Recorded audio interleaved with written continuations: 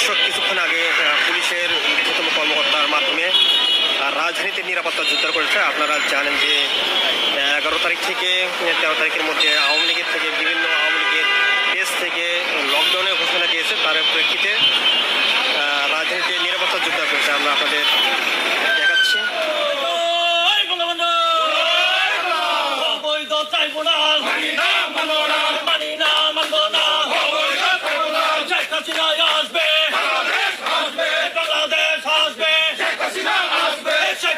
কিছু হলে চলবে আগুন করে করে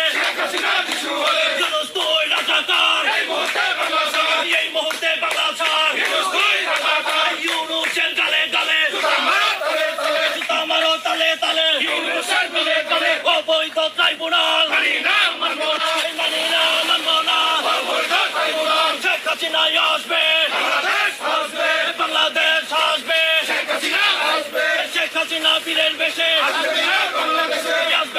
লকডাউন সমর্থনে রাস্তায় নেমেছে সাধারণ শিক্ষার্থীরা।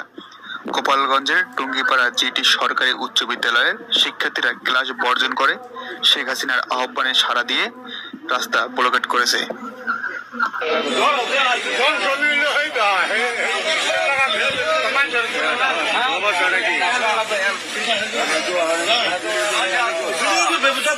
রোগী বইটা হাতে নাও, 13 তারিখ লকডাউন সফল করো। রক্ত লাগলে রক্ত দিব, প্রয়োজনে জীবন দিব, তবু এই দেশকে ধ্বংস হতে দিব না ইনশাআল্লাহ। শেখ হাসিনা আসবে, বাংলাদেশ আসবে। জয় বাংলা, জয় বঙ্গবন্ধু। কার্যালয়ের সামনে যে ককটেল ফুটিয়েছে তাকে অ্যারেস্ট করা হয়েছে ছাত্রলীগ হিসাব করে। এখন জানা গেছে যে সে শিবিরের কর্মী। তো শিবিরের কর্মী তার কেন এনসিপির ওইখানে? তাহলে এতদিন যে এনসিপির ঘরের সামনে যে এত ককটেল ফুটেছে, আমি কি ধরে নিব এই কাজটা শিবিরই করেছে? ঘটনাগুলো ঘটাচ্ছে, এটা রাষ্ট্রের জন্য কোনো ভালো ফল নিয়ে আসতে পারে না। রাষ্ট্রের জন্য ভালো ফল নিয়ে আসতে পারে না বলেই রাষ্ট্রের সরকারের ঘাড়ে উঠে যারা খবরদারি করছে তারাই কিন্তু ককটেল ফুটাইতে গিয়ে ধরা পড়ছে। আমি আবারও বলছি এই কথাটা, তারাই কিন্তু আবার বড় বড় কথা বলছে, তারাই পিয়ার চাচ্ছে, তারাই আপনার গণভোট চাচ্ছে।